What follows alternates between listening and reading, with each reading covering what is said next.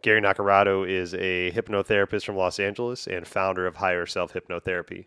Today I'm talking to Gary about how hypnotherapy has helped him on his journey with addiction and his autoimmune disease, as well as how hypnotherapy can help us understand the stories that we tell ourselves, whether we are conscious and aware of these stories or if these stories are past life regression, generational trauma, or things that we've just forgotten about. Really appreciate Gary's insight and his openness to talk about his path and his journey. Really hope you get something out of the conversation. We'll see you on the other side. But first, a message from our sponsor. Our healing journey can be difficult and might feel lonely at times. That's why I love sound baths. When we can get together in a community, we intrinsically support and feel supported by others. And that combined energy can help us go deeper into our own healing journeys. And all you have to do is just lay there for 1 hour and listen to beautiful healing sounds. I'm a sound healing practitioner, and I hold sound baths on a regular basis in the greater Seattle area. You can find my next sound baths on my website at adamrealhealing.com. That's Adam, A-D-A-M, Real, R-I-E-H-L, Healing, Healing.com. AdamRealHealing.com. Your healing is worth your time. Anamkara is a gorgeous meditation and healing center, offering daily in-person and virtual services to help bring you back to the center of who you truly are. They serve through a collective of practitioners, healers, and teachers, offering daily meditation classes, one-on-one healing sessions, workshops, personal ceremonies, and private events, plus corporate and team training, all with mindfulness at the core. The center itself is located in the heart of downtown Spokane. Every part of it was built, designed, and curated for you to drop into your calm place. They have a large community space for daily meditation classes and workshops, as well as 2 one-on-one healing rooms, a community kitchen to gather for tea, plus a well-stocked apothecary for you to gather all of your self-care and ritual needs.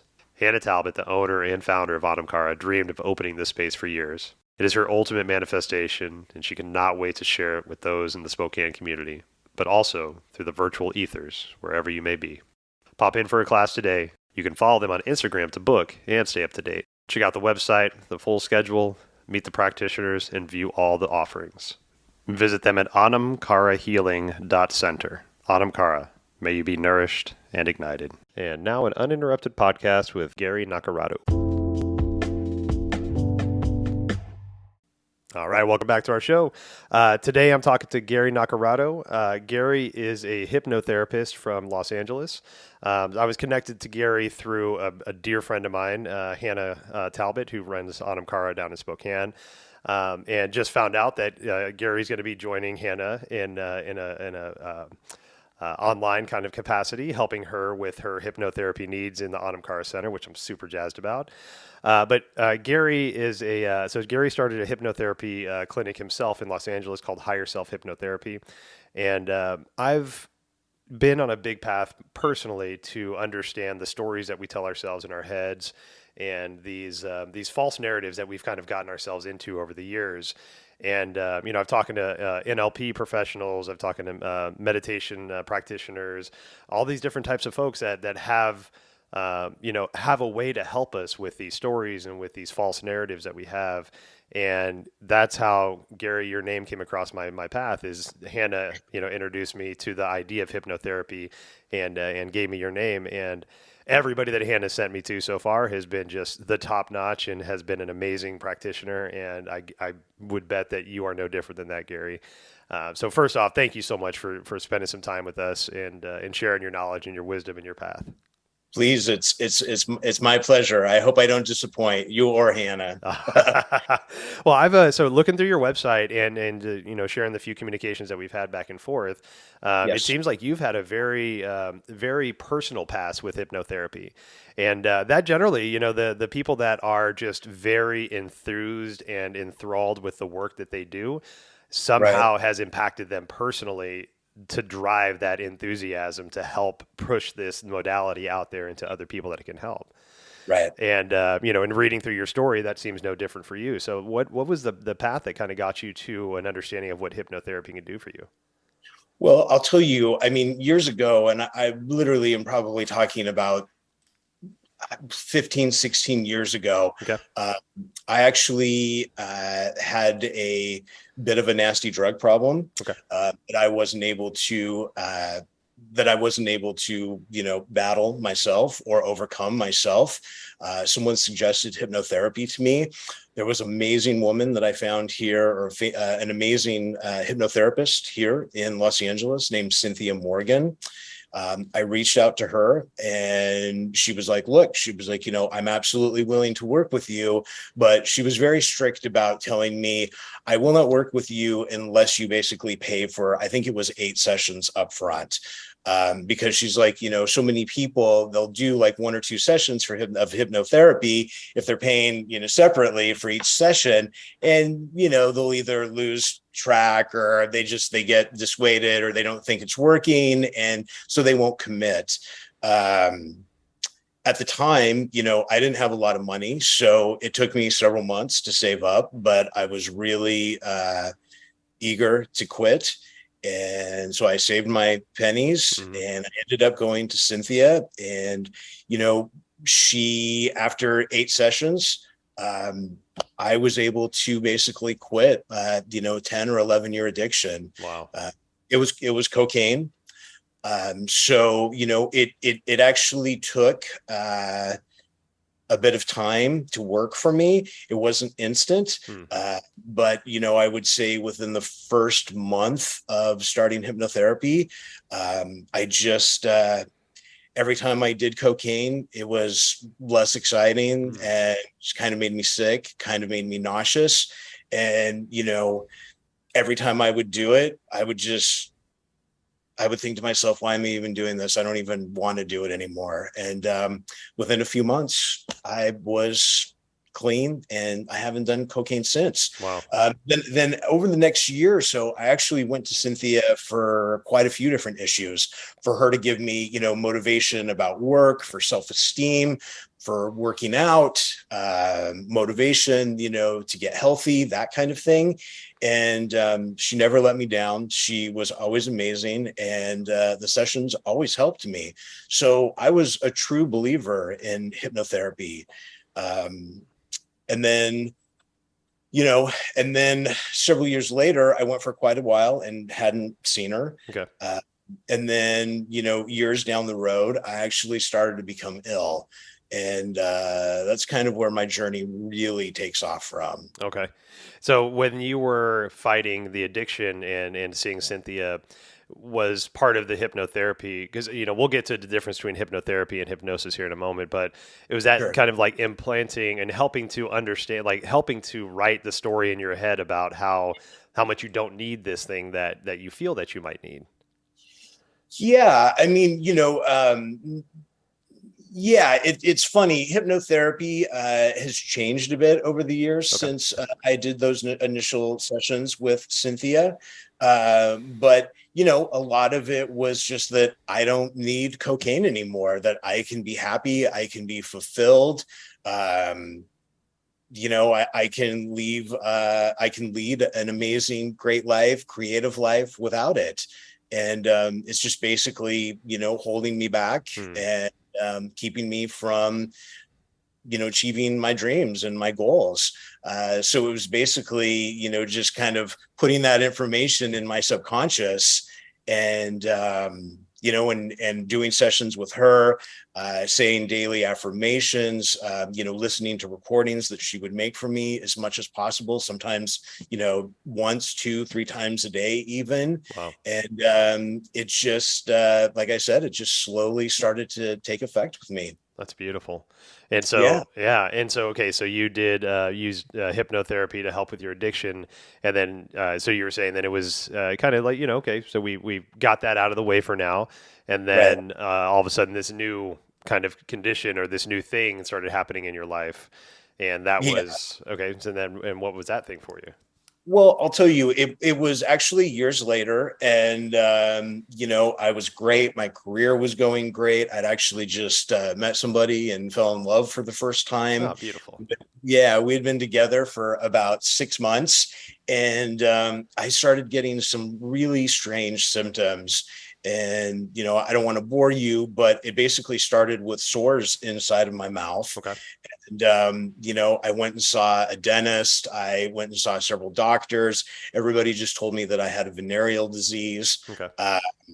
the sores got so bad that I actually ended up going to the emergency room several times just to see if they could give me something for pain. Wow. Um, and eventually I ended up going to a dermatologist here in Los Angeles named Rebecca Fitzgerald. And I actually was going to see her for something else. And I mentioned to her why I was there, that I was in a lot of pain. She asked me why. I opened my mouth and she looked under my tongue. She was horrified at what she saw.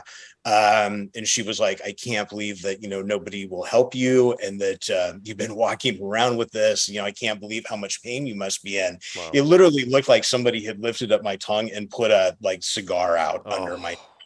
It was horrible. wow. So she's actually the very first person that mentioned Behçet's to me.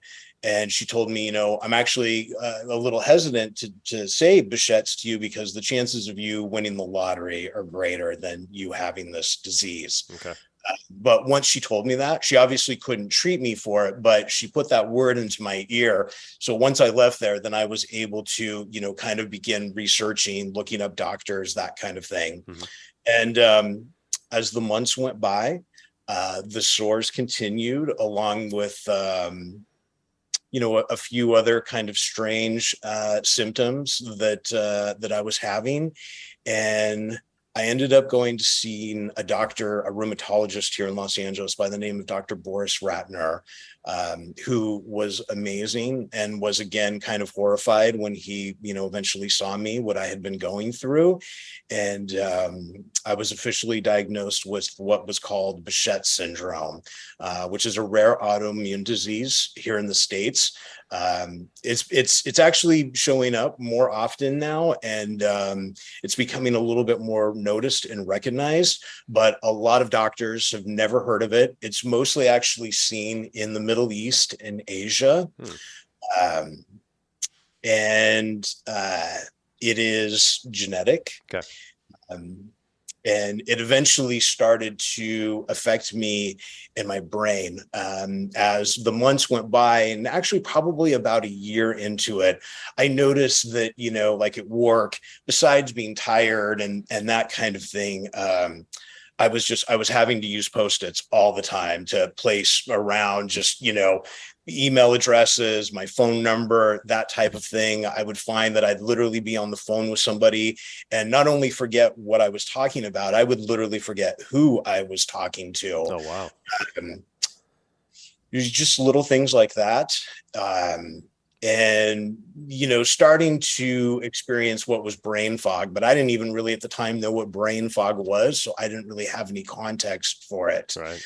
um, Eventually the symptoms got worse and worse. I started having issues with memory, with confusion, with slurred speech, slowed motor skills. I could go on and on. It's funny because I'll jump a little bit later. I'm actually in remission now, but you can probably still hear it in my voice. Even though I am in remission, I still have some residual effects. Okay. So I do tend to kind of repeat myself or say a lot, or pause because I have to gather my thoughts. Sometimes I'm kind of not aware of what comes out of my mouth, so a lot of times I'll mispronounce words or that kind of thing. So Okay. you'll have to forgive me. It's kind of residual effects from the disease. But so as the months went by, and actually, as the years went by, I continued to get worse, but I tried to hold on for as long as I could. I started to cut my hours back at work because I wasn't, able to work full time. I was eventually diagnosed with what's called neuroBehçet's. So not only did I have a rare autoimmune disease, but then I had a very rare uh, specific diagnosis of Behçet's. And basically, autoimmune diseases, they can affect any part of your body because, Okay. I mean, what it does is it affects your blood cells or blood vessels, I should say. Um, and it basically targeted my brain. So really what was happening to me was the blood vessels in my brain would expand and constrict. And when they would expand, blood wasn't getting to certain areas of my brain, Mm. which was causing me all of these neuro issues. Um, so it's funny because just tons of MRIs and tons of doctors. And, even though Dr. Ratner, my rheumatologist, truly believed what was happening to me, there was several things that really kind of solidified the diagnosis. Mm. First, there is a test. I apologize. I don't know the exact call numbers off the top of my head, but there is a gene that they can test you for. It is not conclusive. Some people that have Behçet's aren't positive for the gene, but I was, which made people, my doctors basically kind of a little more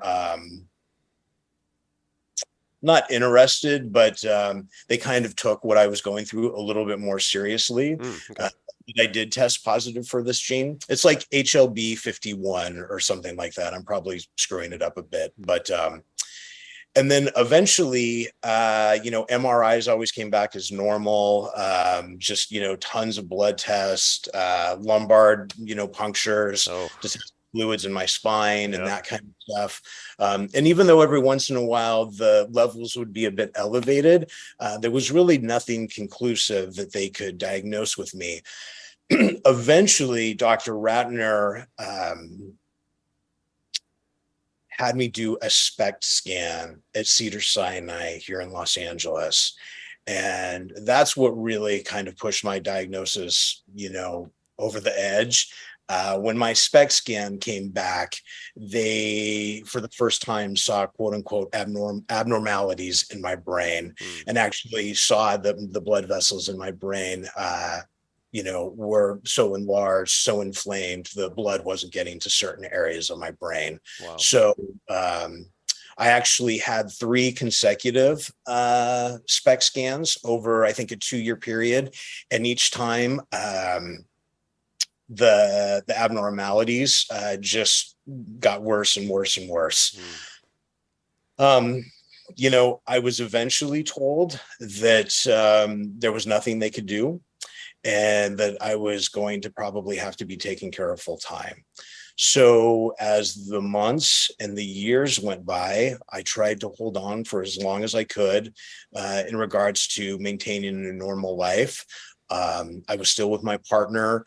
I had just bought in a house. Even though I was cutting back my work hours, I was still very much involved at work.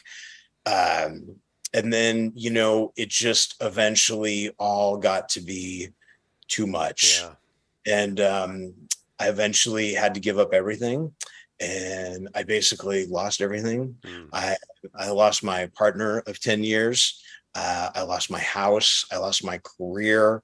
Um, you know, I don't know if you've ever been through it, but it's like a lot of times, when a person becomes sick, they tend to cut off from a lot of their friends and family and that kind of thing. Yeah. So I became extremely isolated, terribly depressed. I lost, my ability to drive. I couldn't go to the grocery store by myself. Even if me and my partner, say went to Rite Aid, I would have to basically hold on to him the whole time. If we were to get separated, I would kind of, panic Okay. because I would forget where I was, and wouldn't remember how I got there, that kind of thing. Yeah. It was pretty extreme. Wow. Yeah. Yeah. So Whew. I could, I've read a lot of studies on, so I've never been through, debilitating disease or a situation like that. But, a lot of the studies that I've read about, people that have, increased anxiety, increased depression, and they live in those states, just what that does to your IQ. It drops our IQ on an average of 13 points. And that's, right, operating from a point of intoxication without having any intoxicants in our body.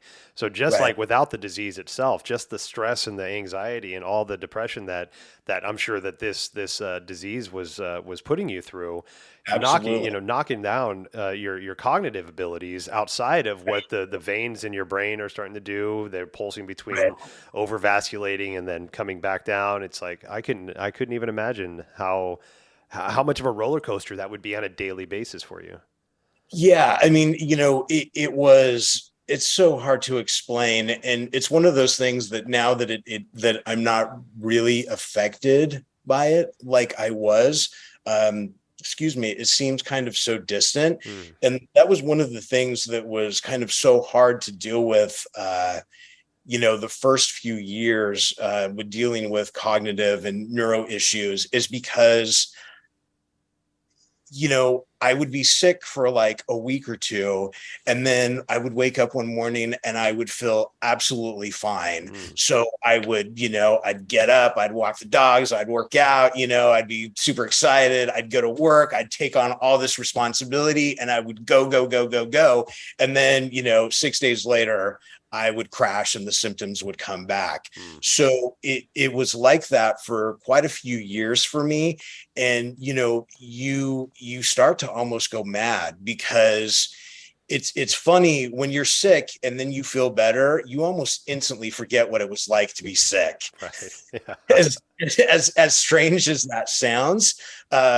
So, kind of going, doing that ping ponging back and forth between feeling good and then, basically not even being able to get off the couch was horrific. And yeah, things, depression and, self-medicating.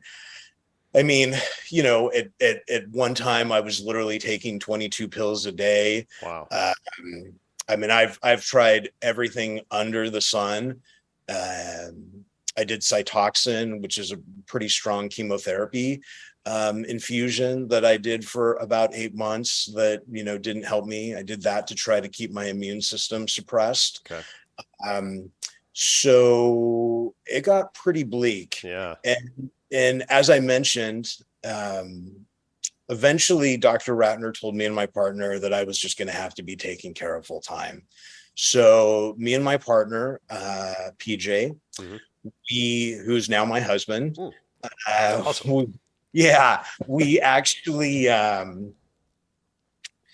we decided to split just because I didn't want to hold him back, and I the only thing that I was able to do is I decided to move back to Spokane, where I was from, and live with my sister and her family, and they were going to take care of me. Okay. So like I said, I gave up, I lost everything, and I ended up moving back to Spokane. And I lived with my sister and her family for several years. And as beautiful as my sister and her family are, and they took amazing care of me, I eventually got to the point where I couldn't even make myself a sandwich or do my own laundry or that kind of thing. In fact, I remember my sister would actually type out instructions, very simple instructions, and like put on the microwave or put on the washing machine and that kind of stuff. So if I did want to try to do my own laundry, oftentimes I would actually have to, read the instructions and try to follow along. Um, so, so yeah, so I was not in good shape. Yeah. Right. Yeah. So how long did it? So when did hypnotherapy kind of come back into your purview as like something that might be able to help with this situation? Well, I'll tell you, it's a little strange. I think about it actually quite often, and I have no way of knowing this, but I'll tell you, after being at my sister's house and being taken care of for probably about a year and a half, I woke up one morning and it was like a switch had been flipped in my brain. And I woke up and I decided to myself, I'd gained like 70 pounds. I was literally smoking, or vaping marijuana, basically from the time I would wake up until the time I would go to bed. I was doing nasal ketamine that was prescribed for me Okay. from a psychiatrist for depression. I was smoking like a pack a day. Basically all I could do was just lay on the couch or lay in my bed. Yeah. Um, and I would get up like every, half an hour or so to go smoke a cigarette or whatever, and then get right back on the couch. So anyway, I woke up one morning and I just thought to myself, you know what, even if I'm going to be like this for the rest of my life, I have to do something to try to at least give me a little bit of control back. Yeah. So it was my birthday, and my father had given me a couple $100 for my birthday. And so I actually took that money and went to Sears before Sears closed, Okay. and I bought a bike, one of the sit down bikes. By the name escapes me at the moment, but I bought one. I took it home and I started doing that. Mm-hmm. And I was only able to do about 3 or 4 minutes at a time a day, and I kept with it though, and I didn't give up. And as the months went by, I was still only doing maybe 4 or 5 minutes a day. But I actually, really enjoyed it. And even though sometimes it was incredibly painful and just the fatigue and the soreness in my body and all of that, like I said, I kept with it. And after about 5 or 6 months of doing that consistently, I noticed that I was starting to have sensations that I hadn't experienced in years. Okay. Um, just thought patterns and, stimulation in my brain and even particular movements like, quicker reaction time, that type of thing. All right. So this is all kind of getting back to hypnotherapy. Uh-huh. So just bear with me for a few more seconds. So once I actually started to feel those kind of that shift and those changes, that just made me want to, push myself even harder. So, 4 minutes, went to 7 minutes, went to, 12 minutes. I just kind of kept pushing myself. And as the months went by, I tried doing a little bit more and a little bit more and a little bit more. And eventually I went into remission. Where hypnotherapy comes into play in all of this is I actually sometimes wonder if those sessions that I did with Cynthia years and years and years ago, with, wanting to get up in the morning, wanting to get up, breathe, Mm-hmm. inhale, drink water, and, be excited about the day, put on my gym clothes and go to the gym or go for a hike at, Griffith Park, or, go to Malibu and, go hiking above the ocean. Mm. Those kind of thoughts that she put inside my subconscious. Sometimes I often wonder if maybe, you know, those kind of suggestions and that programming resurfaced. Mm. Have no way of knowing that, Okay. but and again, as the months went by, I continued to get better and better and better. And eventually I was, very cautious. I didn't want to, jump to any conclusions. My doctors were extremely excited for me, but they were very, kind of hesitant and, didn't want to get too excited as Mm. well. And I eventually, once I started feeling better, I eventually quit smoking cigarettes. I, cut back my marijuana usage, a lot. Yeah. I started eating better. I lost a bunch of weight. I eventually got myself off almost all of my medications. Wow. In fact, I only take one Behçet's medicine now, or for Behçet's, I take what's called colchicine, Okay. which is a very minor drug for inflammation. So again, as I started getting better, me and PJ, my partner, Mm-hmm. we started corresponding again and kind of started to, start having a relationship once again, a long distance relationship. And eventually I got to the point where I was like, you know what? I actually think that I might be able to move back to Los Angeles and maybe actually get my life back. Yeah. Although I knew that I could never go back into production, I Yeah. was a creative director before I got sick. I was a creative director and excuse me, and a producer here in Los Angeles, which was amazing. Yeah. And I did that for almost 20 years, but it was extremely high stress. And I I could knew that, imagine how just yeah, demanding and how like just on point you have to be all the time, creatively, organizationally, like all the plate spinning at the same time. Could right, imagine that right. kind of adds to probably just like the overall stress and anxiety of life in general.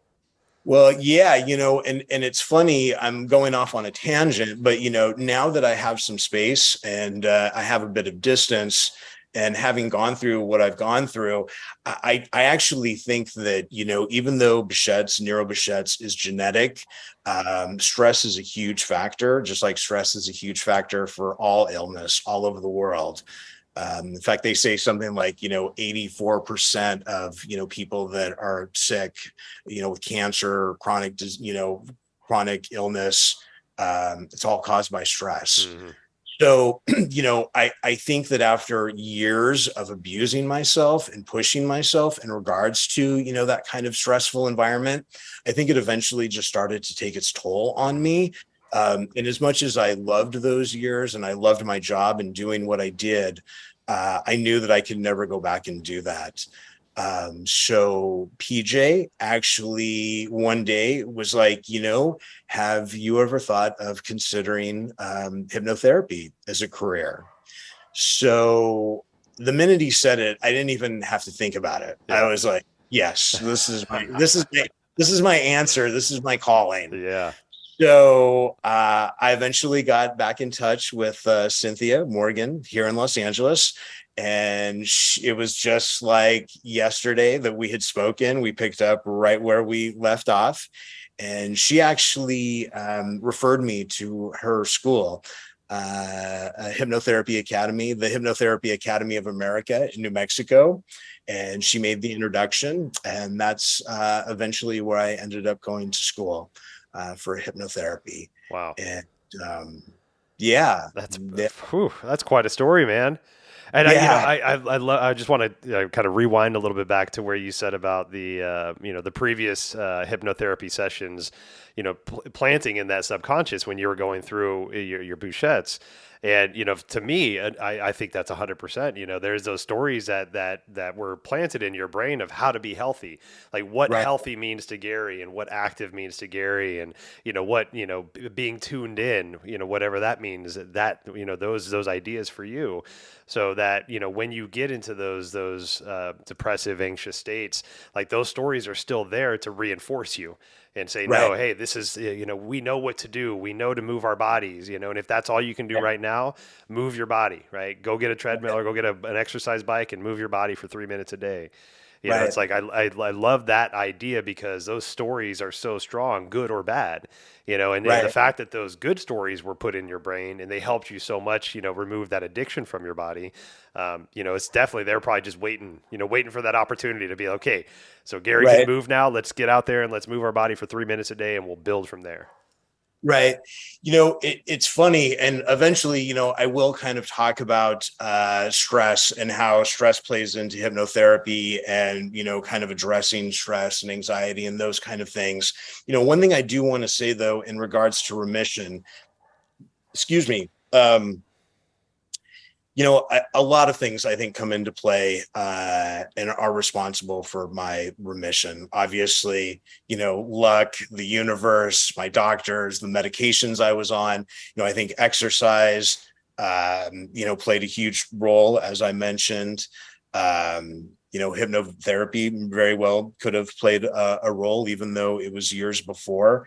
But one thing that I was actually kind of looking back, even though what I went through and being, at my sister's and being taken care of full time, even though that was a very bleak time for me, and I was incredibly depressed and, and down on myself and a lot of self pity and all of those things that came with that. I mean, one good thing that did come out of it is it gave me about 2 years where I basically did nothing. I Mm. had no stimulation. I didn't really have any friends up there. So I only had my close family. Um, that's another thing too, having neuro issues, things like watching television, going to movies, reading, even sometimes going for a ride in the car. All of those things were extremely difficult for me, just because, motion sickness, being overwhelmed by sound, light sensitivity, all of those things.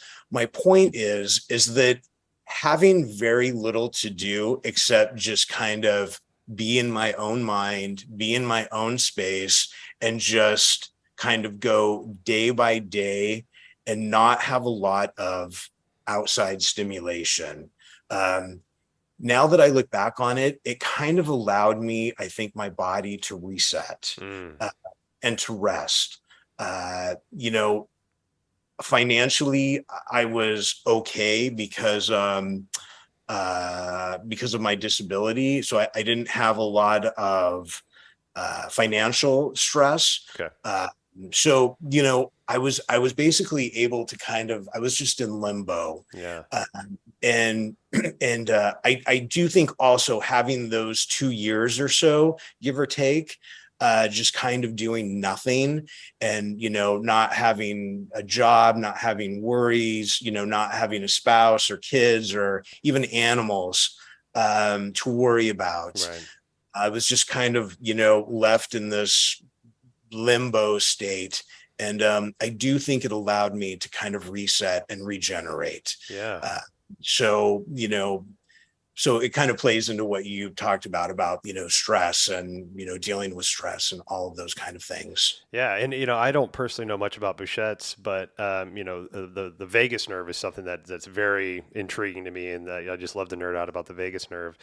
And one of the things that I've learned recently is one of the aspects of the polyvagal theory is that your body, your vagus nerve will put the body in more or less a depressive state if it feels it's doing something to keep it safe, right? And so, like, just applying that broad-based concept to something like yourself, you sound like you were so stressed out with work and life in general. Even though you've gotten past the addiction, there's still the lingering effects of what the addiction had. Plus, you're a producer, you're an Emmy-winning producer, so I can imagine the amount of stress that's on you from a day-to-day basis, the moving of the Right. parts and all that stuff.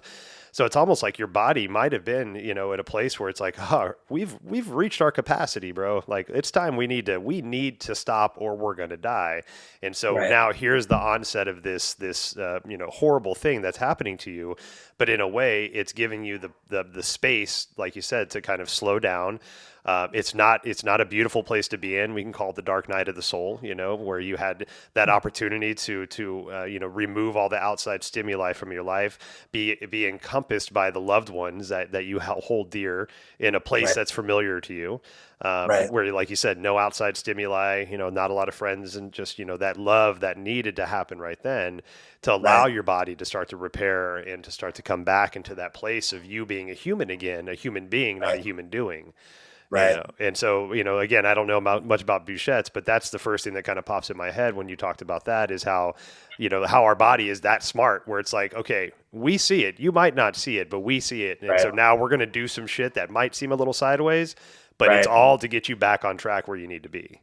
It's so funny that you say that because I think you're referring to a guest that you recently had on your show. I actually listened to that podcast, and when she described that scenario, it completely clicked with me. Yeah. And I apologize, I don't remember her name, but I actually thought to myself, I may actually reach out to her to learn a little bit more about that, and because I very much could relate with what you were both discussing. So, I mean, absolutely, 100%. Yeah. So I think that was Kara Stafford, if I'm not mistaken. yeah, in Tulum. Yep. Yeah. Oh no, that was I'm sorry, Heather Henninger. Yeah, in Oh, okay, Tulum. gotcha. Yep. Yep. Right. Beautiful, beautiful conversation. Yeah. Yeah, it was great. Um, so yeah, so that's kind of basically how hypnotherapy kind of came back into my life. Mm. is once I went into remission, I was very cautious. I started coming to, obviously Los Angeles is a crazy place, and just existing here can be incredibly stressful. Yeah. Driving, going to the grocery store. It's kind of intensity times 10 compared to living in Spokane, Washington. So Yeah. I kind of started to come down here slowly and kind of, wanted to reacclimate because I wasn't sure. I was very cautious and very scared that I was going to, come out of remission if I did push myself too fast. So, but I have to say the last year and a half of being down here has been fantastic. Graduating from the academy, becoming a certified clinical and medical support Mm. hypnotherapist, opening my practice, and now seeing clients. I just, yeah, it's been an amazing journey. That's amazing, man. Again, I love when the passion that we have when something that we find that helps us, and that Right. passion that we just turn back around, and we've learned it now. We're so passionate about the modality to help people and to help people find that same or similar thing that we found with this. Right. So what is hypnotherapy? So if you could just elevator pitch it, what is hypnotherapy? Some of the benefits of. Well, there's so many misconceptions about hypnotherapy, about hypnosis. Really, hypnosis is just a natural state of relaxation. That's all it is. In fact, there really is no difference between hypnosis, deep prayer, and deep meditation. Hmm. In fact, if you were to look at the brain waves, the brain patterns of all three, exactly the same. Hmm. A lot of people think that when they're quote unquote hypnotized, they're, going to lose their will or give over their will to the hypnotherapist, or, that they're going to, uh, be programmed to, do crazy things when, they hear a certain song or a certain word or Right. that kind of thing. And all of that's just nonsense. It's basically just a natural state of relaxation, and it's a way to communicate with your subconscious, and kind of for lack of a better term, to reprogram your subconscious. Um, you know, and the thing that's so amazing about hypnotherapy and is a little frustrating, just because so many people think of hypnosis for things like weight loss or smoking cessation, Mhm. anxiety, or like say fear of flying, those kind of things. Not that those things aren't important and aren't a huge part of hypnotherapy. They are, but basically the applications for hypnosis are practically endless. And so many people don't really, I believe, understand how hypnosis can help them. I mean, everything from forgiveness to dream analysis to, if you lose your keys, do a regression, go back and backtrack, trace your steps. Yeah. Even get into things like natal regression, past life regression, which is a whole other level of amazingness, Yeah. if that's a word. And then also medical support hypnotherapy, which again so many people don't realize is a thing. But hypnosis, medical hypnosis for women who are pregnant, getting ready to give birth. Hypnosis can be fantastic for them to kind of calm and center themselves. Pain control, pain dilution. Um, to speed up healing Mm. after operation. Even if a person's, going through chemotherapy, that kind of thing. Yeah. Look, medical hypnosis is really interesting. And basically the theory behind medical hypnosis is, when you're sick, if your body can affect your mind, then why can't your mind affect your body? Right. Uh, and having gone through what I went through, I mean, I'm a huge believer in that. So and I've seen some pretty incredible things, and some pretty amazing responses. Yeah. that people have had with hypnotherapy, and just basically, changing their thought process and having a different outlook. Definitely. And that statement you made about the mind affecting the body, that's so huge, and that's one of the reasons why a lot of the big pharma companies want the placebo effect taken out of a lot of these blind tests, is because the placebo Sure. effect tends to be stronger than the effect of the actual desired effect of the medicine itself. Right. And so again, it Absolutely. is that whole idea of like, if we think that we are well, we are, moving in that direction, we can heal ourselves, and our body can create that, our mind can create that cocktail that our body needs to heal. And Right. that goes both ways. There's the nocebo effect too, where a person that Absolutely. Of course. goes into a doctor's office, says my pancreas hurts, and then all of a sudden that doctor diagnoses that person with pancreatic cancer, and then that person has 6 months to live. They end up dying, and they do an autopsy. There's no cancer in that person. There was a Right. misdiagnosis, but because they now believe it, they have it, right? And so it's that same kind of effect. It's like, oh my god, now I know I have it even though I don't. So our brain is so damn powerful, right? Absolutely. Not to interrupt, but Oh, the please. the nocebo effect is pretty amazing. And again, having gone through what I went through, I can relate a little bit as well, because when you become diagnosed with an illness like I was, Hmm. and it took me a long time to admit this, and even though I was very, very sick, you do start to, or at least I started to, and I think it's pretty common, you almost start to, what's the word I could use? You almost start to accept your situation, and you start to look at how it's benefiting you. Hmm. And, and, I will admit there were even times where I was at my worst. Even though I had lost everything, that I actually had thoughts where I was like, well, maybe this isn't so bad. Like, I don't have to work. I'm being taken care of. Like, Hmm. I don't really have a life, but it could be worse. So you do start to kind of have those thoughts, Yeah. and almost start to justify in your mind how your illness is benefiting you, for lack of a Yeah. better wording. No, I can definitely see that. It's almost like you're falling into the acceptance of. It's like, okay, well, this is my Right. life, so I'm going to make the best of this, and hopefully maybe see some positivity in this, but also it could be like a trap door into just accepting where you're at. Right. Well, it's funny also too, and again, this is a bit of a tangent, but one of the things when I started to go into remission, Hmm. one of the first things I did, which was very cathartic for me, is I had joined a lot of Facebook groups, a lot of Bichette support groups and neuro Bichette supports groups, that kind of thing online. And again, I'm not putting those groups down, because they help thousands of people, and there's great information out there. And my heart goes out to everybody who's going through what I went through.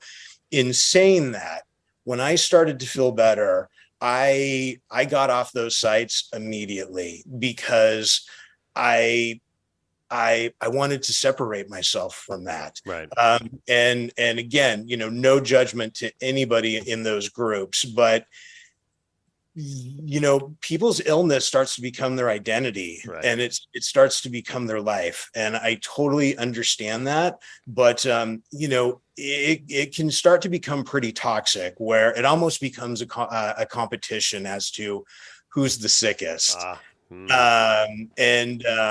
And so I actually had to distance myself from that, because I actually felt that it was probably doing more harm to me than good. Right. And again, just as far as like, uh, changing my thought process and my, thought patterns, and, shifting my perspective on healing and that kind of thing. Hmm. So yeah, I stopped looking at those sites and Yeah. support groups. Well, I imagine you have to, because I mean that's you're moving your mentality away from a story that's been repeating in your head already. So it's not, Right. you don't need to reinforce that story that you're trying to remove. Right. Right. There's a Dr. Zach Bush that I follow, and he's just a in my opinion a brilliant mind. He's a good way of approaching things. And part of his work that he's done has been an oncologist. And speaking to the stories that we tell ourselves, so through his work in oncology, he's worked with humans and with pets. And there's a rise in cancer with domesticated pets because of the food that they eat that they're not ready for. So, but he says that the difference that he sees with pets that are going through cancer and humans that are going through cancer is that with pets, just like humans, we can identify there's a tumor. We have either medicine that we give them, or we have a surgery where we take the tumor out. The difference is that once that tumor is removed from a pet, 90% of the time, the cells re-understand that they're not the only cell anymore, and they reform, and everything's fine. But with humans, even if we take that tumor out, the cells still think that they're on their own, and so that sometimes that tumor starts growing again because it thinks it's the only cell. And so one of the things that they're hypothesizing about, and it's still a hypothesis, but I love the fact that we're even considering this as a hypothesis, is that the difference is the consciousness that we have. So dogs and our pets have a different consciousness than humans. Humans, we hear a story and we believe that story to the end. With dogs and animals, like, we don't understand how they understand stories. So when that cancer is removed from them, their story goes back to, oh, I'm a dog, I'm a cat, I'm happy and healthy. Cool. Cells go back together. But humans are like, oh, but I'm still cancer. I still have cancer. And so our cells still keep that separation. So it like how deep that story is and how much that story impacts us of what we feel, how we feel, why we feel it. And that story that we keep telling ourselves, how much, even though we know it might be a negative, it might be something that's not benefiting us, how much we believe it and how much we live it cellularly. Sure. Absolutely 100%. And again, that's where medical support hypnotherapy comes into play. It's like, look, if a person becomes ill, you're bombarded with negativity, and again, I understand that the situation is not good, and that there's a lot of cause for concern. But in saying that, it's just that kind of negative reinforcement that you experience, where say you go to your aunt's house for a visit, and not that your aunt is evil or wanting to do you harm, but she'll be like, oh, you have cancer. My best friend, died of breast cancer like 3 months ago. Like, or, you watch a television show and, whoever the character is that has the disease ends up passing away, or even a lot of doctors, and and doctors are amazing. I'm not bashing on doctors at all, but a lot of them are so cold and clinical, in regards to your diagnosis and treatment and that kind of stuff. It's like, to be able to give a client or give a person back their power and not be completely, and not just completely give themselves over to the illness, and to, make them feel like there's hope, and, that they do have a fighting chance. And, and again, to, try to kind of reprogram some of that negativity that's going on. It can do miraculous things. So what does a hypnotherapy session with you look like? So if somebody came to you and said, "Hey, Gary, this is the thing that I'm going through, that I'm trying to work through," what does a session look like for you with you? Yeah, I mean, it just depends. I mean, a typical first session for me, really, no matter why my client's coming to me, the first session is basically, a description of what hypnosis is. I'll do like a thorough relaxation on them, put them into trance. And basically beforehand, the way I work is, a lot of hypnotherapists, when you go to see them or do a telesession, and say, okay, I want to quit smoking, they'll basically pull out a script that's already written for quitting smoking. Right. And they basically just read that script. And it'll be like your body is going to reject nicotine, and you want to breathe clean fresh air, and make healthy choices and all of those kind of things. And I'm not saying that doesn't necessarily work, but one of the things, if a client comes to see me, a good portion of the session is actually before I put the client into trance. It's a question and answer type of a situation. And I'll actually write very specific suggestions for them that I'll say to them to help reprogram their subconscious while they're in trance. But I create those suggestions with them. So it actually comes from them. So Oh, when they're in trance, and I'm giving them affirmations or imagery or whatever, I'm not just reading it from a script. It's actually coming from them, so it resonates with them hmm. during the session. So a first session actually tends to be sometimes 2 hours, maybe even a few minutes over, because you really want to get to the bottom of the issue, and again really come up with strong suggestions, strong imagery that comes from the client and is going to resonate with them. And then it just depends on what the client or co-therapist is there for. It's interesting too, a lot of times, like even things, something as common as quitting smoking, it's like what a lot of people don't realize is the emotional work that's involved. Hmm. And you kind of have to follow your client and see where they go. But and sometimes people are hesitant, but I mean, oftentimes, no matter if it's a health issue or smoking or overeating, the majority of the time there's definitely some emotional work that needs to be done. Right. So, often it goes into that direction as well. Um, I mean, again, just as say somebody who's overweight, it could, I mean, I've even seen cases where, I've even seen cases where a woman who was, very overweight, come to find out, she, through a regression, she was sick as a baby, and she wasn't able to really process food when she was born. So for the first several months of her life, through a regression, she kind of realized that she was almost constantly hungry, because of, her condition, Yeah. and because of how they were treating her, especially, a feeding tube, that kind of thing. Hmm. So, that is affecting her now in her current life. So to kind of go back and do a regression and address that, and, confront that, deal with that situation, it can have an amazing, amazing effects in people's life now. Um, Yeah, so I don't think a lot of people. I mean, I think it's becoming more common now, the narrative at least, but I don't think how many people realize how much of our life is dictated by the children that we used to be. Because a sure, lot of the ways that we deal with things, the processing of anxious and angry emotions and things like that, that was all set up, and we were toddlers between usually between the ages like 4 and 9. And right, so when you think about like, God, why did I overreact like that? It's because like a 7-year-old you just thinks that his dinosaur toy got taken away and now it's going to throw a fit and kick its feet and stomp its hands. And like, right, no, that's not how an adult wants to show up. But if we right, haven't put in the work and maybe understood that that's the way that our psyche was put together, then, it's just going to be constantly this thing that keeps coming back up.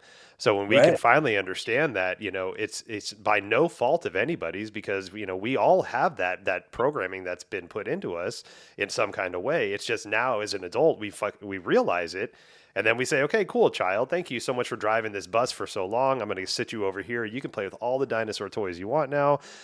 Let this 40-year-old man or woman or whoever this is now, right, let's this conscious human being step forth and do a little bit different. Try something different.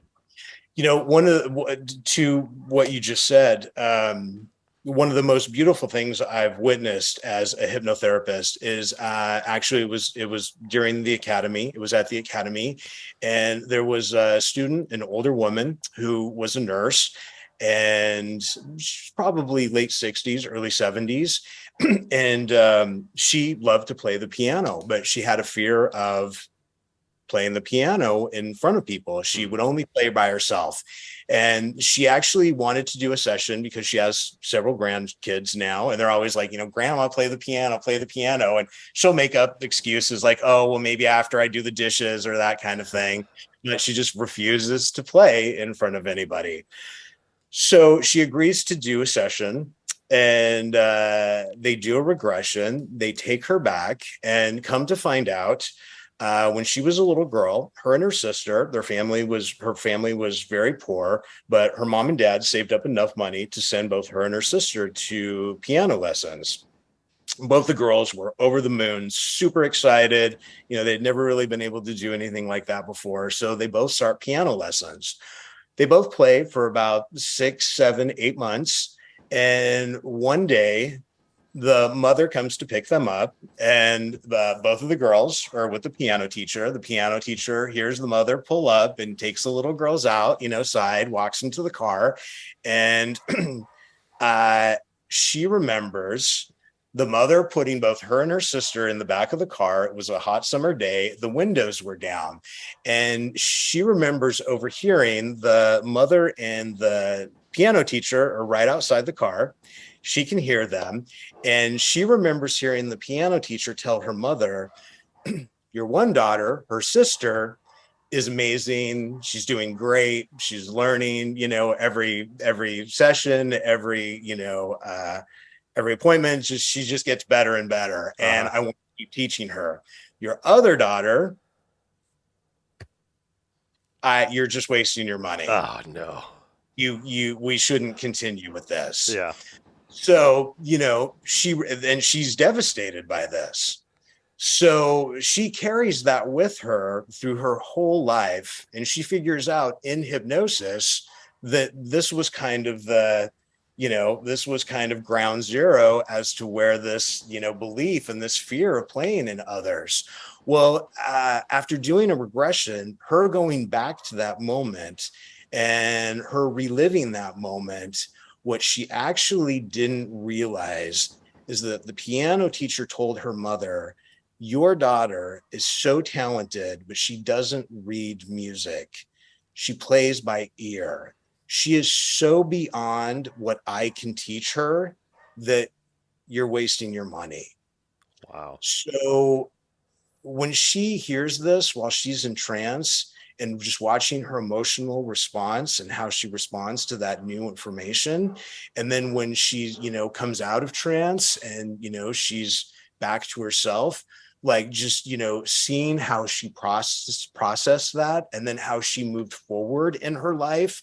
Now she plays for the church. She plays in front of the congregation every Sunday. Like, Wow. they can't keep her off the piano.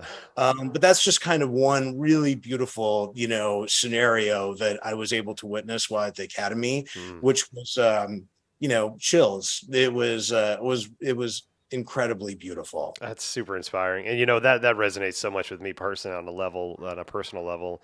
I'm a sound musician now. Like, I'm a sound healer. Sure. I finally found my modality with musician or with musical instruments. But like, I've been playing instruments since I was probably 13 years old, and I've been in bands before, and I've played on stages in front of people. But in my 20s and 30s, and now into my 40s, like, I've adapted into this like stage fright almost, to where I don't even feel comfortable playing around my kids, my fiance, like any of this. And it's not that I'm afraid I'm going to sound bad. I just, there's a layer of it for me, and I don't know where it stemmed from, or where it stems from. And Right. I know that it's there's some false narrative that's going on somewhere in there. So to hear that story about this young lady, and how that can, these stories, once we realize them, it's like, oh my gosh, it's like almost like a breath of fresh air. It's like, I can't believe that's the TV show I've been watching for the past 30 Right. years, like, oh my Right. God, no wonder. So Right. I can imagine the relief that feels like as you finally pull that away and see the truth that's really down there. That it Right. wasn't that this teacher was saying like, oh, she's never going to do it. It's like, no, she's so good, I can't teach her. That's how good she is. Like, that's comforting. It's funny too. Going back a little bit to what we were talking about, I'm going to use myself as an example, just, in regards to talking about emotional work and that kind of stuff, and the client having to be willing to go there. Um, you know, I shouldn't talk about myself, but I'm going to. I'll use myself as an example. I mentioned that when I was sick, I smoked a lot. I had actually smoked menthols. I started when I was 15, and I smoked for about 35 years. Well, when I went into remission and I started getting better, I quit, and I quit no problem. I was blown away at basically how easy it was. And so I went for probably close to 3 years without having a cigarette, and never once wanted a cigarette, just was completely out of my mind. I was so thankful that it was out of my life. Yeah. Well, so about in early June of this year, I woke up one morning and I was like, you know what? I want a cigarette. And so I battled with this for about a week or so. And PJ, my husband, actually went away for several weeks. And so I was left on my own. So I went and bought a pack of cigarettes, and I started smoking again. Okay. So I kept thinking to myself, this is ridiculous. Like, I'm a certified hypnotherapist. Right. This should not be happening to me. If anybody should have the two tools to deal with this, it should be me. Uh-huh. So, I really, it was a battle with me.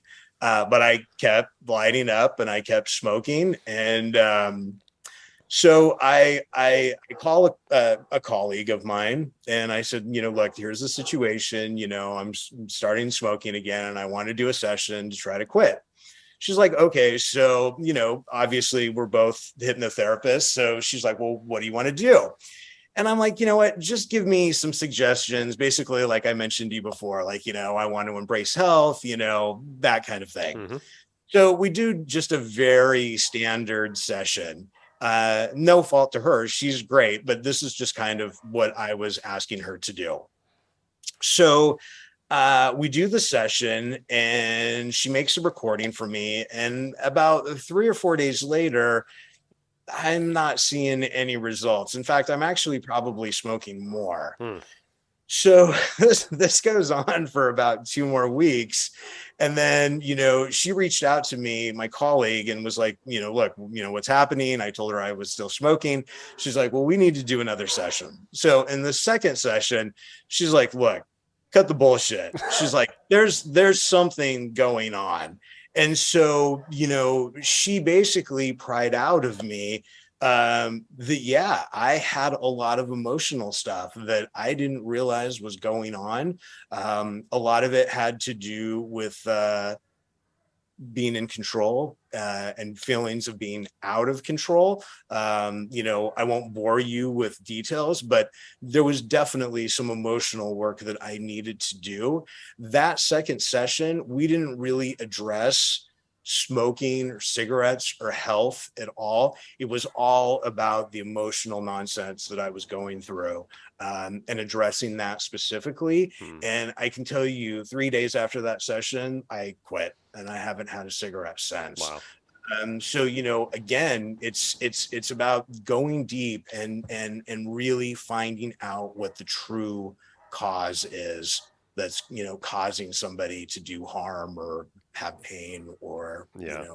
situation. Yeah, a lot of the clients that I work with are in recovery of some sort, from either alcohol or some substance, and I could say a good at least half of them don't really understand what you've just said. Is that there's an underlying emotion that caused us to have this addiction, and that it's Right. not just, hey, I want to stop doing this thing. It's okay. So now that you've stopped doing this thing, the thing that caused you to do that thing is going to be very bright and very center stage. So let's put a plan together to start to understand and unpack that as well. And Right. put some practices. Here's some mantras, meditation, meditations, things like that, hypnotherapy, NLP, all these different modalities that are out there to help us to understand that where that trigger points, that trauma trigger came from, and so we Right. can start understanding that so we don't draw back into the emotional downfalls that these things start to cause. Right. Yeah. Right. Absolutely. So are you familiar with NLP, neuro linguistic programming? Oh, yeah, absolutely. Okay. 100%. I mean, NLP is a huge part of the process. Okay. Um, and it's funny, again, your previous guest who, specializes, or, one of her specialties is NLP. Really the only difference is that, I use NLP for your suggestions. So Mm, it goes straight to your subconscious. But yeah, it's all about shifting your perspective and shifting your thought patterns, and basically reprogramming your subconscious. Because again, you just you pick up little things throughout your life. You're worthless, you're no good. I mean, even when you're in the womb, I mean, you could experience, say, you're, a month away from being born, and your mom and dad are fighting about finances, and and the father says something along the lines of like, well, I can't believe you're pregnant, we can't afford this baby, et cetera, et cetera, et cetera. It's like, you know chances are you're going to carry that into right. adulthood. You'll overcompensate. You'll be career focused. You won't be able to have a good relationship, and that kind of thing. So again, to be put into trance, go back and to kind of deal with that moment and reassess that moment, and heal that Right. moment. That's so important. I think the message for that too is that we don't understand how much trauma that we've all experienced. And trauma, like I think when I first started to understand and regularly use the word trauma, it was very traumatic, right? It was sexual trauma or racial trauma or something like that. To me, that was a big thing, but I think, what I understand now is trauma can be me not letting my 3-year-old child have the toy in Target that she wanted, and then she throws a fit and is crying and screaming and in the cart, and I'm forcing her to leave. Well, that's a traumatic experience to her that that's going to be something that we'll have to unpack later.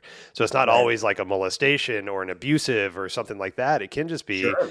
hey, you want a thing, you can't have the thing, and so now you're gonna have this experience, and we're gonna unpack this later on. So I think Right. with that, when I think about it like that, like we all have some traumatic experience that we can heal from, and the level of trauma doesn't always impact how the body feels the trauma. And I think the book Trauma, or The Body Keeps the Score, was one of the books that really helped me understand that, is Right. that trauma doesn't, like, your body doesn't define the trauma, it just understands trauma. It Right. understands traumatic experiences. So again, it could be as abusive as you can consider abusiveness can be, or it can be as small as you consider insignificant would be, but Right. it's still, the body recognizes that as traumatic, and we have to do something about that. It's funny, you mentioning that. I mean, it kind of brings me to past life regression, Mm, and there's again, so many misconceptions about past life regression. And when I decided to start to study hypnotherapy, excuse me, I had no feelings for reincarnation or past life regression at all. But I thought, if I'm going to do this, I'm going to do it. So I opted to study past life regression. And when I was at the academy, it blew my mind. And what so many people don't understand about past life regression, and first off, if my client comes to me and says they want to do a past life regression, I would never just do one. I would make sure that we've done several sessions, mm, that they're comfortable with the process, that they understand what we're doing. And I would never just do a past life regression for the drama of it or for the experience of it. mm, It would have to be a reason to do one. And usually that reason would be to heal. What so many people don't understand is, I mean, say for instance, you have migraines. and you've had migraines since a young child, and you've been to the doctor, you've been to many doctors, no one can help you, no medicine helps you. um, if that client agrees to do a past life regression, you could take them back, and they very likely will find out that, say, for instance, they died on the battlefield from being bludgeoned in the head Wow. with a blunt object. So to be able to do a regression, take them back to that moment and that experience, have them observe it from a, not, how am I trying to word this? Have them observe it from a different perspective. Okay. So they're not reliving the pain and the fear and the emotion of it, but to have them watch from a different perspective, and to have them kind of, have a better understanding of the moment, have an understanding of the event. Say, for instance, if the client's willing to maybe even have a conversation with the person that is the one that, hit them on the head with the Wow. object, maybe even forgive that person. And then when they're out of trance, how healing and understanding and kind of resolving that moment, moving forward.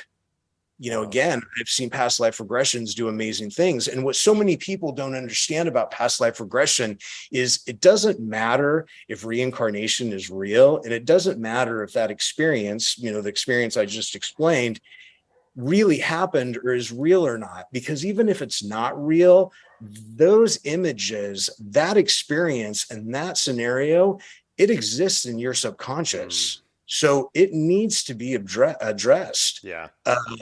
That's why past life regression is such a beautiful thing, and just can do, in regards to healing, is just, there's no words how powerful it can be. Yeah, I just got chills when you were explaining that story, and the depth of our subconscious too. Because like you said, like even if we don't believe in reincarnation, or if that was the thing, for some reason your subconscious is holding on to that story, and that's a Right. deep, deep story that probably might be generational story. So again, take the idea of spirituality and reincarnation out of it. If that's something that hangs you up, for some reason that is something that's deep inside of you that's going through your head, and so Right. finding that depth of your subconscious, and again, like I think that's the both astounding and disturbing thing about our subconscious is that it can hold on to these stories for so long, and they're so deep that we don't even understand like how much they're affecting us. Right. Like for myself, like I'm just now understanding the fact that I think that and this is, I think a lot of us maybe, but every driver on the road, I think has it out for me. Right. And that's something that, as funny as that might sound to me now, like that's a deep, deep thing that I deal with every time I get out on the road. I change a lane. Maybe I didn't put my certain turn signal on. Now I think that the guy 2 cars behind me is pissed off at me. Right. Whether that's a reality or not, that's dealing with in my nervous system is like, oh my God, that guy's pissed off, or that person. And Right. so, that the depth of these stories that we can get encompassed in and just held on to, I think that when we can realize how deep they go, I think it gives us a little bit of that give and take of like, okay, this isn't just me.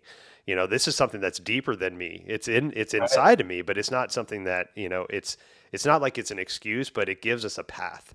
And I think Right. sometimes we just need to understand like there's a path, like there's a reason that this is here. Let's figure this out so we can release this stuff. Right. Another beautiful thing that I witnessed while at the academy is a session one day with a young woman who was actually engaged to her fiance, and she was very forthcoming. And she basically, stated that she let her fiance walk all over her, and she wasn't really willing to be vocal and stand up for herself. She took a very passive role. Come to find out that not only in that situation, but she had an extreme fear of authority figures. If she gets pulled over, by a highway patrolman, she, goes into a panic mode and has a panic attack and all, and that kind of thing. You also found out, or we also found out, that she has an extreme fear of fire, to the point of, when she goes into a movie theater, the first thing she's doing is scoping out, the closest exits, and even sitting close to the exits. So, she'll be close in case there's a fire, etc. So anyway, doing a regression, um, she goes back and she uh, is in a village with her aunt, and she starts to hear noises and starts to hear panic in the village. And eventually she comes to find out that white men on horses, are coming into the village, and they're basically going after the women, saying they're witches. Mm. So her and her aunt try to hide, and they're found. And eventually, her and her aunt and a good portion of the women are rounded up, and they are thrown into pits, and they are burned alive. Mm. So, obviously, which is, beyond horrific. Right. But in having her do a regression, and to go back to that moment and to kind of relive it, to re-experience it, to have some distance from it, and to be able to reevaluate it, um, and think to herself, like, what she could have done differently, what she would have done differently, if she would have done differently anything at all. Mm. And eventually she came to the conclusion that she wouldn't have done anything differently, because she wanted to stay with her aunt, who was older and wasn't really able to run and escape the situation, that type of thing. She didn't want to leave her aunt. So after, doing this regression and kind of re-experiencing this, and being able to heal the moment in that regression, now in her current life, I mean, again, she's strong, she's vocal, she Mm-hmm. won't let people walk all over her, she no longer has a strong fear of fire. Mm. She's able to stand up for herself when confronted with authority figures, that type of thing. So I mean, again, it's even if that wasn't real and that really didn't happen to her, it's like, it was in there, it was in her subconscious. Yeah. There's a spiritual mentor of mine, Holly West, that one of the first things she told me when we started working together was, you're healing not only for yourself, but for 7 generations in the past and 7 generations forward. And and So, that resonates so much with me. Is like, we're doing healing that either our previous ancestors didn't realize they needed healing from. They didn't have the time to heal. Like take back to like World War I. When the government was literally going into houses and taking all the metal that they can because they needed it for bullets and tanks and shit like that. Like there's absolutely. trauma. There's so much deep trauma inside of that to just have a government come into your house and take every like pot and pan from you, like all your Right. doorknobs, all this shit, right? And that was just common. And then after that, there was the depression. Then after there's so much trauma that we've experienced, our ancestors, our generations, that was just accepted as just this is just a Wednesday. And so Absolutely. now we're at a point to where we have the time, we have space, and a lot of us have the energy and the desire to enter into this healing process. And so it does untie a lot of that generational stuff, again, whether you believe it or not. That there's so much of that trauma that has been experienced within our bloodlines, whether or not you think that we're all connected in some kind of way, but just within your own definitive bloodline that you can trace, that once Sure. you start that healing journey, it's going to pull on those threads from all of the things that have happened in your bloodline before you. So Absolutely. giving that story the finally the identity that it needs. And the beautiful example of your client with the witch burning, it's like, I chose to stay there with my aunt.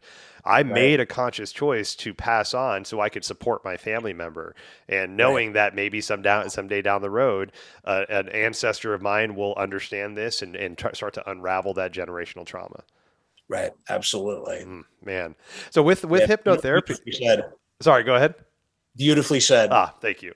With hypnotherapy, it doesn't sound like there's like a definitive like you have X amount of sessions and then we're done. It's is it more or less like based off of like what what the client brings to you and the depth of the stories that they have to unravel?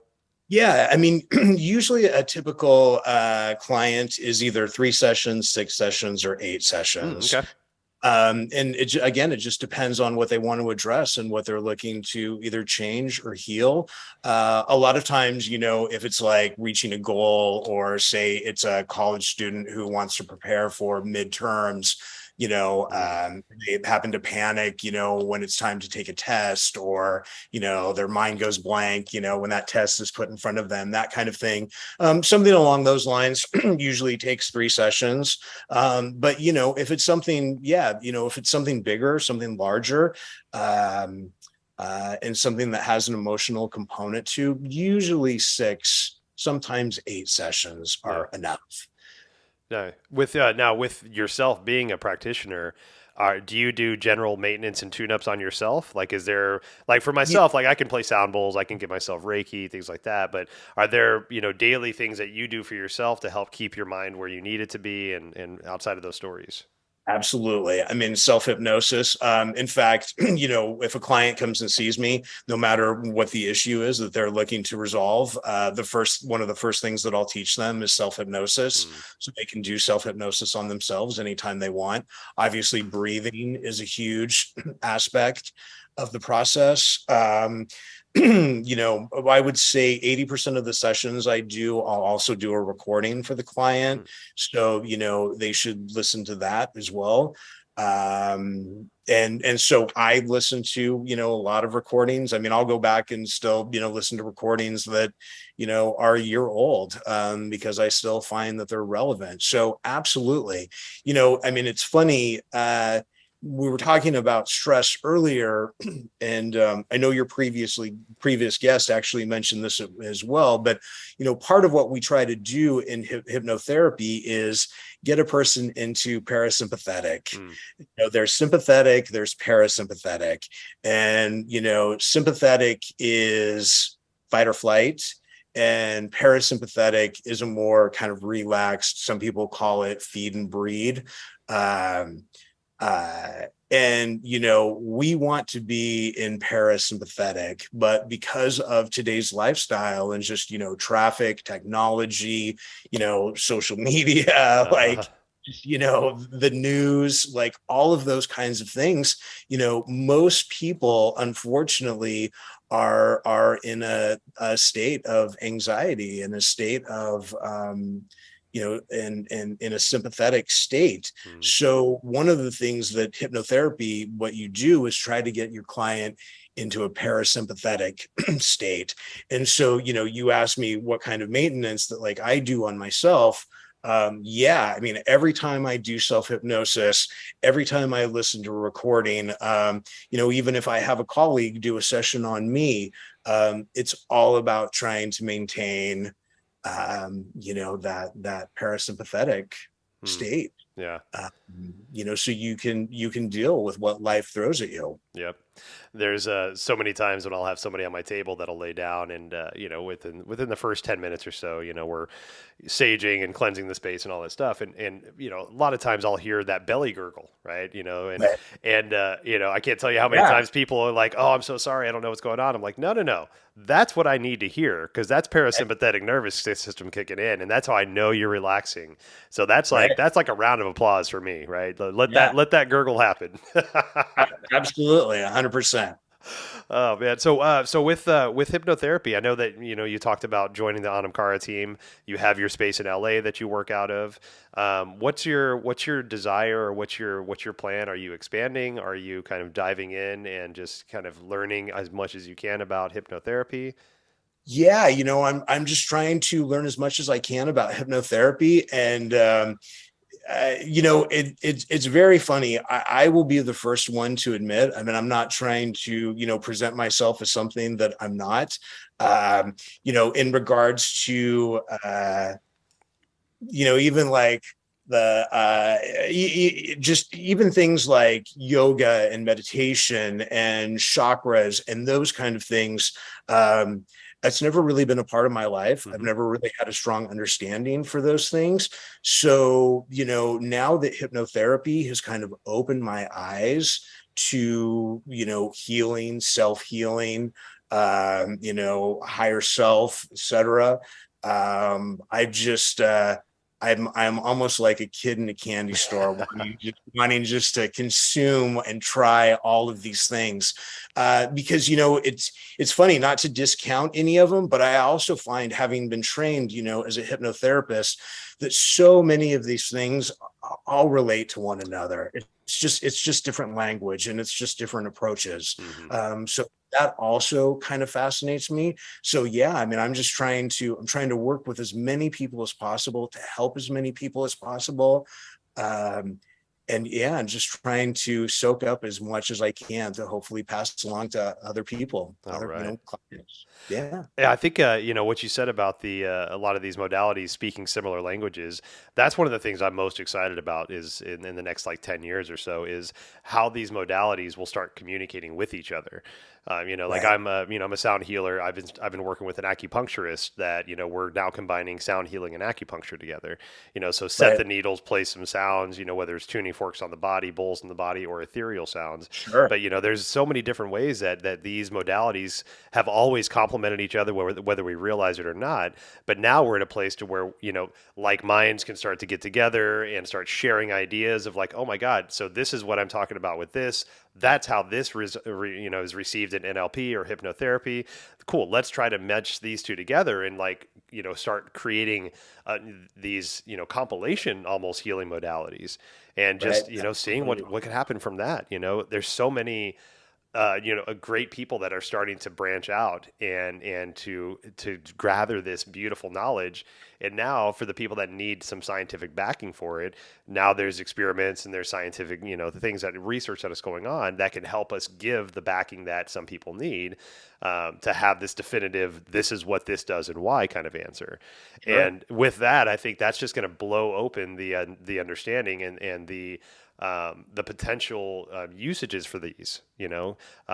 Like hypnotherapy, for example, it's probably been around for a very long time and understanding of it, Sure. but probably within the last 20 to 30 years, there's been scientific data behind it, so that Absolutely. legitimizes quote unquote it for a lot of people, which opens the door. And so like in Washington, for example, we just decriminalized plant medicines, and Sure. so for a lot of people that say like I will never do an illegal substance, well, now psilocybin's not illegal. And there's a Legal. Right. lot of great benefits that psilocybin in a micro or macro dose can do for Sure. our physiology. And so breaking open those barriers and just making this stuff more applicable to people that need that fact-based evidence. Right. I'm really excited to see what that does with all of these modalities too. 100%. And also, and not to get political or anything, but just also the state of the world. And no matter your standing, economic, political, etc., it's just so much is going on. And again, just the news and social media and just everywhere you look, I mean, you're just bombarded Mm. with horrific, awful news. So, to be able to do what I do, what you do, and just, be able to offer a little bit of, of kind of peace and calmness, Mm. and to try to help somebody kind of center themselves in this, in these crazy times, in this crazy world. It's a beautiful thing. Amen to that, brother. Amen to that. Well, Gary, thank you so much for all that you do, man. I'm so excited to continue to get to know you more and to continue to understand hypnotherapy myself. I adore and love Hannah, and I love to know that you and her are going to be working together in a more close aspect. And if there's anything I can do to help you on your journey, my friend, please let me know. I really enjoyed this conversation, and I really appreciate your time. Oh, well, thank you. And, as I said before, it's truly an honor to be on your podcast. And yeah, being able to work with Hannah, I'm so excited. It's going to be amazing. And it's truly going to be a next chapter in my life. So I'm very much looking forward to it. So thank you so much for having me. Pleasure, brother. I look forward to having you back. All right. Thank you. Bye-bye. Thank you so much for spending time with Gary and I. Please check out the show notes for all links and details on how to get in touch with Gary or what he's doing. And please like and subscribe to the podcast. Obeisance and love. We'll see y'all next time.